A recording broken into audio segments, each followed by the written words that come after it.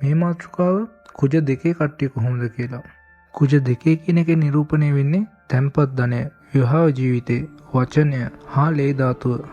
මේ අයට සුවිශේෂී හැකියාවක් තියෙන්නේ වචනේ මිනිසුන්ව කන්ට්‍රෝල් කරන්න පුළුවන්. අනසක පතුරන්න පුළුවන්. අනිත් කට්ටිය යටපත් කරන්න පුළුවන් මේගොල්ලොන්ගේ වචනේ.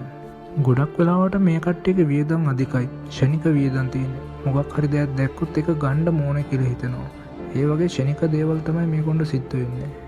කාන්තාවක්ගේ හඳානේ කුජකින් නිරූපණය කරන්නේ එයාගේ පර්සනැලිටි එකයි එයාට හම්බෙන ස්වාමි පුරුෂයා. කාන්තාවක්ගේ පර්සනැලිටි එක ගත්තොත් මේගොල්ලොන්ගේ වචනය ගොඩක් තියුණු. සීරියස් හැමදේම කතා කරන්නේ. ජෝක් එකෙන් උනත් කියන්නේ සීරියස් දෙයක්. මේ අය විවාහ වෙද්දී හොඳට හොයලා බලලා විවාහ වෙන්න ඕනේ. මොකද මේ අයගේ වචනේ ෆ්‍රීකවන්සි එක වැඩි. මේක ස්වාමි පුරුෂයාට බෙයා කරගන්න පුළුවන් නේද දන්නේ නැහැ. ඒ වගේම ස්වාමි පුරුෂයාගේ අඩුව ආයුෂ පෙන්වනවා. පිරිමියගේ කුජගෙන් නිරූපණය කරන්නේ ඒගොල්ලන්ගේ පර්සනැලිටි එක, තැන්පත් ධනය, වචනය, විවාහ ජීවිතය හා ලේ ධාතුව. පිරිමි අය හදිසි අනතුරු වලින් සැලකිලිමත් වෙන්න ඕනේ. ලේ සැලවීම වැඩි වෙන්න පුළුවන්. මේ අයට සුවිශේෂී හැකියාවක් තියෙන්නේ වචනේ මිනිසුන්ව කන්ට්‍රෝල් කරන්න පුළුවන්. අනසක පතුරන්න පුළුවන්. අනිත් කට්ටිය යටපත් කරන්න පුළුවන් මේගොල්ලොන්ගේ වචනේ.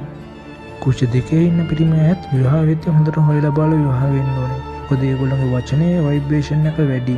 ඒ වගේම ඒගොල්ලොන්ගේ ක්ෂණික තීරණ ගන්න ස්වභාවයක් තියෙනවා. මොකද ඒක ඔයාගේ වයිෆ්ට බෙයා කරන්න පුළුවන්ද කියලා බලන්න ඕනේ. මොකද වයිෆ් උත් හයි ভাইබ්‍රේෂන් දුන්නේ නැත්නම් එතන ලොකු ප්‍රශ්නයක් ඇති වෙන්න පුළුවන්. මොකද මෙයාගේ වියදම් වැඩි ස්වභාවයක් පෙන්වන නිසා.